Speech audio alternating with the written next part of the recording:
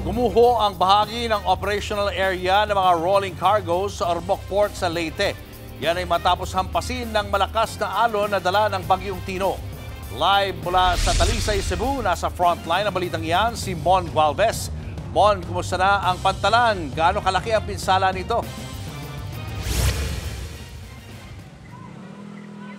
Julius, bago yan, bigyan ko lang muna kayo ng maikling update dito sa Talisay City sa Cebu kung saan balot pa rin ng putik ang maraming lugar dito matapos nga ang pananalasa ng Bagyong Tino. Pero bago tayo makarating dito, talagang kinailangan natin sumakay ng barko galing sa Ormoc Port at dito nakita namin yung grabing pinsala din ng iniwan ng bagyo sa naturang Pantalan.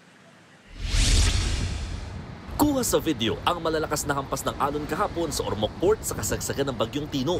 Kinaumagahan, tumambad ang pinsala sa Pantalan. Nagkabitak-bitak ang bahagi ng dinadaungan ng mga barko. Nagkalat din ang mga bricks na nasa ibabaw nito. Halos maubos na rin ang laman nitong lupa o semento sa ilalim. Ang lakas ng current talaga. Ang lakas ng current. Pumasok talaga yung malalakas na alon. Pag lumalakas yung current, nahuhukay, nasisira, nabibiyak. Sa tansya ng Philippine Ports Authority sa Ormoc, aabot sa 20% ng Pantalan ang nasira ng Bagyong Tino. Umaabot sa 2 metro na yung lalim nitong nangyaring pagtibag dito sa bahagi ng port.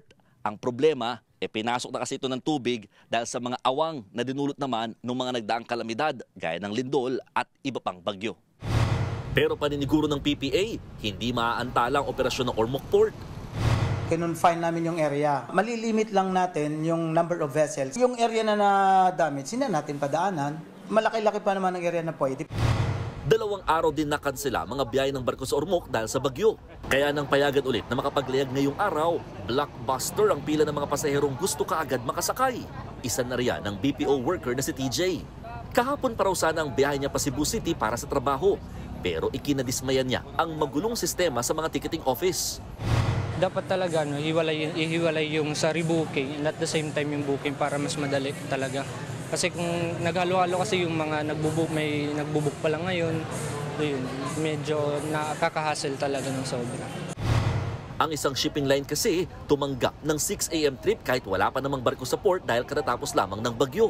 Reklamo pa ng ilan, patuloy daw itong tumatanggap ng mga bagong pasahero imbis na unahin yung mga apektado ng nakanselang biyahe.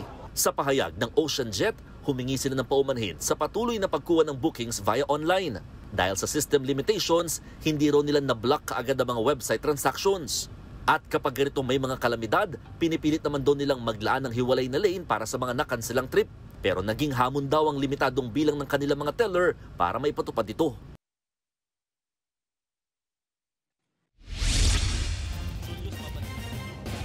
Maraming salamat, Mon Gualvez, live mula sa Talisay, Cebu. Mga kapatid, Julius Babaw po. Para sa komprehensibo at makabuluhang balitaan at talakayan, mag-follow at mag-subscribe na sa social media pages ng News 5.